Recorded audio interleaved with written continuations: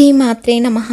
దేవీ నవరాత్రులలో మనం 3వ రోజున జగన్మాతని అన్నపూర్ణాదేవిగా కొలుచుకుంటాము.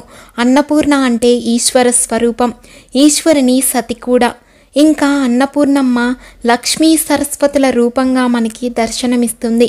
సర్వమంగళకారిణి అన్నపూర్ణమ్మను కొలిస్తే సర్వ బాధలు, ఈతి బాధలు తొలగిపోతాయని పురోహితులు అంటున్నారు. జీవుని జీవాన్ని నియమింపచేసేది, అనుగ్రహింపచేసేది జగన్మాత కరుణామయి అన్నపూర్ణాదేవి అని ప్రశ్నోపనిషత్ చెప్తూ ఉంది. సకల ప్రాణికోటికి జీవనాధారం ఆహారం. అందుకే అన్నాన్ని పరబ్రహ్మ స్వరూపం అంటారు. అందుకే ఈ తల్లిని సృష్టి పోషకరాలి రూపంగా కొలుస్తారు. ఆది బిష్యువైన ఆ శివునికి అన్నం పెట్టిన తల్లి అన్నపూర్ణాదేవి. ఈ తల్లిని పూజించటం వలన జీవితంలో అన్నానికి ఏ లోటు రాదు అని, ఐశ్వర్యాన్ని, బుద్ధిని, సంపదను కూడా ప్రసాదిస్తుంది అని ప్రతీతి. ఒక చేతిలో అక్షయ పాత్ర, మరొక చేతిలో గరిట పట్టుకుని అమ్మవారు సకల జీవరాశుల ఆకలి దప్పికలను తీరుస్తారు. ఈరోజు అమ్మవారిని లేత గోధుమ రంగు దుస్తులతో అలంకరిస్తారు, తెల్లని పుష్పాలతో పూజిస్తారు. అదేవిధంగా దద్దోజనం, కొబ్బరి అన్నం నైవేద్యంగా సమర్పిస్తారు. అమ్మవారు ఎర్రని వర్ణంతో, చందమామ లాంటి ముఖంతో, 3 నేత్రాలతో, 4 చేతులతో దర్శనమిస్తారని పురాణాలు చెప్తున్నాయి. సకల ప్రాణులలో చైతన్య స్వరూపిణి అయి ప్రాణులకు మంచి బుద్ధిని ప్రసాదించే బ్రహ్మ విద్యా స్వరూపిణి అన్నపూర్ణాదేవి. పురాణాల ప్రకారం ఒకప్పుడు ప్రజలు ఆకలితో అలమటించేవారు. కరువు కాటకాలు ఏర్పడి నానా బాధలు పడేవారు.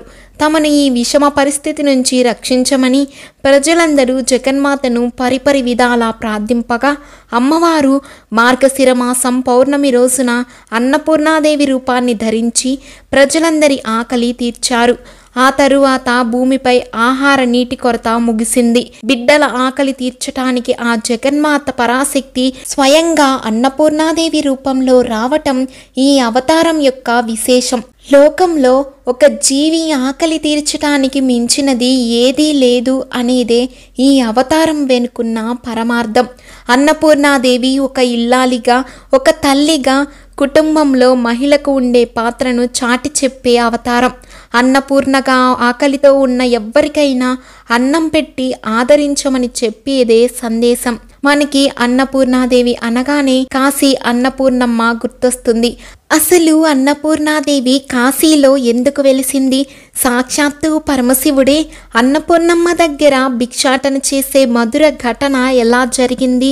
మనలాంటి సాధారణ ప్రజలకు, అల్పులకు అమ్మవారు అన్నం పెట్టారు అంటే కారణం ఉంది. అలాంటిది మరి సంపూర్ణ పరబ్రహ్మ అయినటువంటి శివునికి అమ్మవారు భిక్ష ఎందుకు వేయాల్సి వచ్చింది? అసలు ఏదీ అవసరం లేనివాడు శివుడు. ఆయన అమ్మవారిని దేహి అని భిక్ష అడగటం ఏమిటి? ఆది భిక్షువుగా అలా ఎందుకు అవతారం ఎత్తవలసి వచ్చింది అంటే, ఒకానొక రోజు కైలాసములో ఉన్న శివపార్వతులు మాట్లాడుకుంటూ పార్వతీ అమ్మతో శివుడు ఈ లోకంలో అన్నీ మాయే, ఆహారంతో సహా అన్నీ మాయే అన్నాడట. దాంతో అలిగి కోపగించుకున్న పార్వతమ్మ శివునికి అన్నం విలువ తెలియచేయాలి అని అంతర్ధానం అయిపోయారు.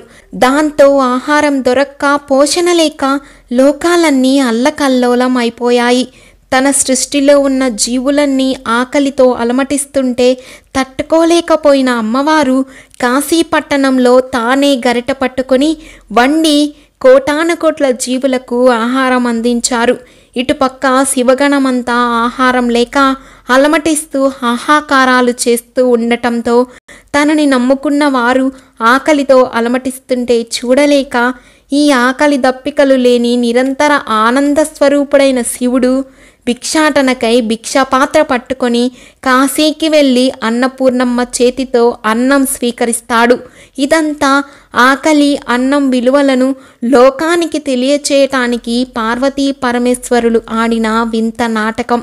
భిక్షాందేహి కృపావలం మనకరి మాతాన్నపూర్ణేశ్వరి అని తలుచుకుంటూ అమ్మవారి అనుగ్రహంతో మనం కడుపు నిండా అన్నం తినగలుగుతున్నాం.